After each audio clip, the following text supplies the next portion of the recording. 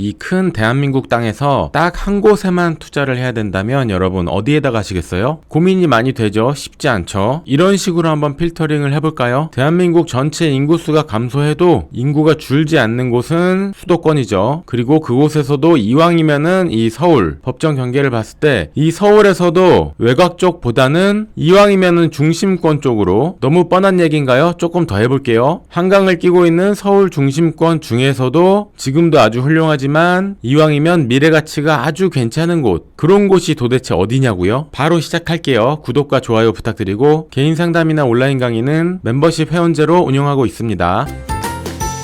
네, 바로 용산 이야기하는 거고요. 서울 전체에서도 요 가운데 있는 게 용산구죠. 용산에 대한 전체적인 브리핑은 지난번 영상 링크 달아 놓을게요. 이 용산에서 핵심이 되는 니은자, 그 니은자가 도대체 어디 말하는 거냐? 지난번 영상에서 굉장히 댓글이 많이 달리고 빨리 영상 업로드 해달라 요청이 너무 많았죠. 여러가지 의견도 많았는데 일단 작은 니은자로는 삼각지역부터 한강대로 내려와서 신용산역 그리고 동부이촌동으로 이어지는 이 니은자를 볼 수 있는데 저는 이거보다 좀 큰 스케일의 니은자를 이야기하려고 하는 겁니다. 다시 볼게요. 자, 용산공원의 좌측으로 제가 말하려는 용산의 니은자 한번 그려보겠습니다. 용리단길 쪽을 이렇게 포함하고 삼각지역부터 문배동 쪽으로 향해서 원효로를 끼고 내려옵니다. 서부이촌동 그리고 동부이촌동까지. 자, 아주 입체적인 큰 니은자가 됐죠. 저는 용산에서도 이 니은자 안쪽을 정말 미래가치가 있다고 판단을 하는데요.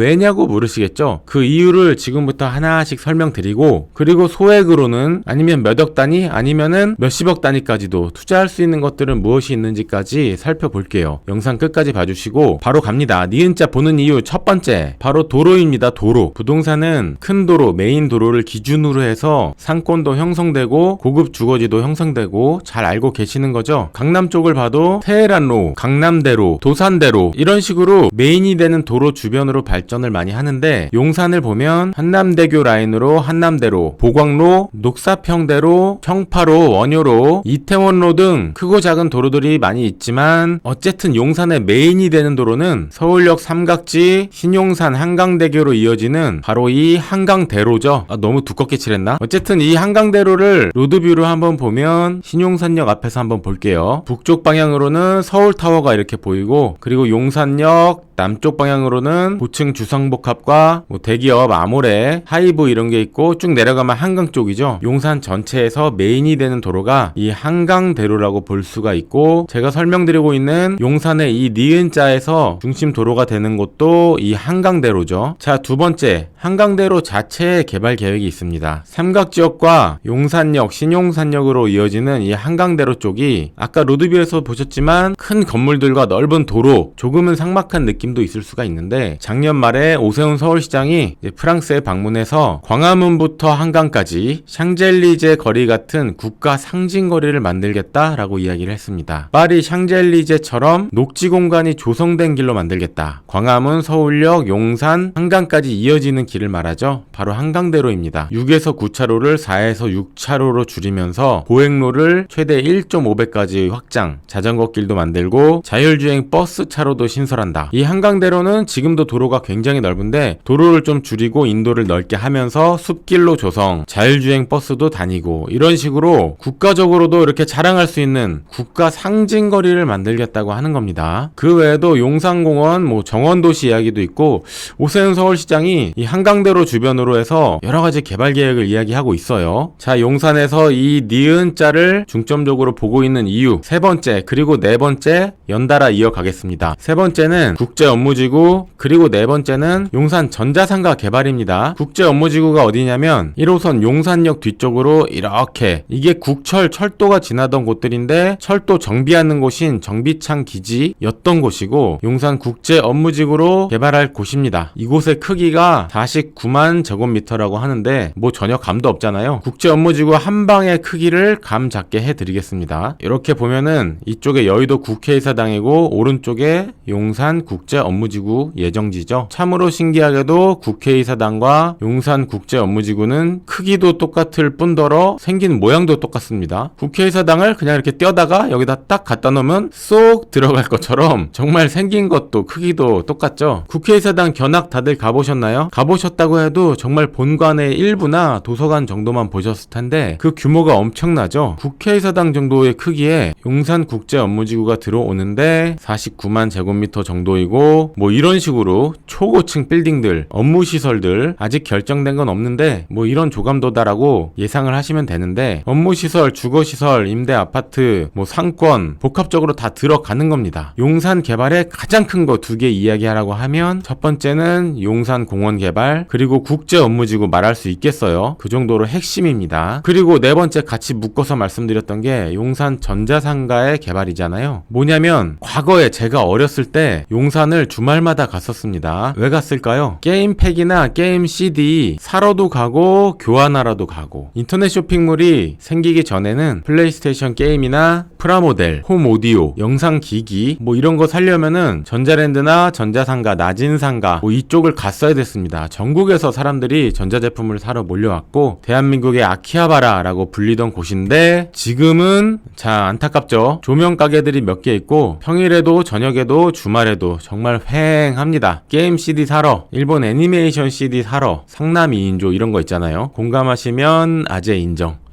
이 길에 정말로 사람들이 많았는데 안타깝게도 길거리에 사람들이 별로 없죠. 휑하죠. 그래도 이 청파로 원효로 쪽에 오는 거는 뭐 롯데시네마 영화 보러 여기 벤츠 매장, 포르쉐 매장 이런 식으로 조금씩 변화는 있었지만 아직도 여전히 좀 썰렁합니다. 그런데 이런 뉴스 용산 전자상가 대변신 용적률 1000% 허용 IT의 메카를 만들겠다. 용산 메타밸리 구상을 발표했습니다. 미국 실리콘밸리 기업들도 중점으로 두고 있는 디지털 메타버스 AI, 정보통신 이런 산업들의 거점으로 용산의 메타밸리를 만들겠다는 겁니다. 그러기 위해서는 당연히 부동산, 건축에 대한 규제가 많이 풀어져야겠죠. 용적률 1000% 이상도 허용할 방침이다. 그리고 정비창에 들어가는 국제업무지구 제가 좀 전에 보여드린 그곳과 연계해서 개발하겠다 이겁니다. 조감도를 보면 이쪽이 국제업무지구가 있고요. 여기 드래곤시티 호텔 좀 전에 제가 설명드렸던 용산 전자상가들 많이 죽었다 했다는 그 부분이잖아요. 같이 왔다 갔다 하면서 좀 보면 여기가 국제업무지구니까 지도에서는 이렇게 국제업무지구 이렇게 되겠죠. 여기 드래곤시티 호텔, 여기 드래곤시티 호텔 이쪽에 있고요. 이런 식으로 용적률 1000%로 업무지구 개발을 하겠다. 메타밸리죠. 지도상에서 보면은 이쪽 되겠습니다. 다른 색깔로 좀 칠해볼까요? 자, 이런 식으로 메타밸리가 개발이 되면은 국제업무지구랑 이렇게 연계가 되면서 원효대교 북단, 한강대교 북단 이쪽으로 초대형 국제업무지구 메타밸리 단지가 형성이 되는 겁니다. 어마어마하죠. 그 외에 현대차 부지나 꽤나 큼직한 개발들도 많이 있지만 이게 핵심입니다. 국제업무지구 이렇게 개발이었는데 이렇게 개발이 커지는 거다. 용산의 이 니은자를 제가 보는 큰 이유 중에 국제업무지구와 용산 전자상가 개발 아주 중요한 부분이죠. 용산 니은자 보는 이유 다섯 번째는 이 신용산역 주변으로 해서 재개발이 추진되고 있는데요. 자, 아실 메뉴에서 보면은 개발구역들을 잘 볼 수가 있죠. 삼각지 쪽에는 한강로 구역 그리고 신용산역에서 이 한강대로 쪽으로 신용산역 북측 1구역, 북측 2구역 그리고 한강대로 한강 쪽에 가까워지면서 용산 정비창 전면 1구역, 전면 3구역, 국제빌딩 5구역 이런 식으로 오래된 낙후된 주택들, 상가 건물들이 천지개벽을 또 합니다. 위성지도에서 보면은 이 개발구역들 봤을 때 이렇게 다 오래되고 낮은 건물들이죠. 북측 2구역도 그렇고 정비창 1구역도 그렇고 자 이런 곳들이 신축 아파트, 신축 건물들이 들어오면서 거주인구, 상주인구도 더 늘어나고 그리고 이 용리단길 상권이잖아요. 지금도 이 용리단길이 앉을 자리도 없고 꼬마 빌딩이나 단독주택 리모델링, 근생으로 밸류업 이런 거 하시는 분들이 항상 관심 있는 정도가 아니라 이 안쪽에 건물 하나 갖고 싶은 거 로망이죠. 근데 여기가 아주 한정적이기 때문에 이쪽에 재개발이 같이 일어나면은 시너지 효과가 좀 일어날 수가 있습니다.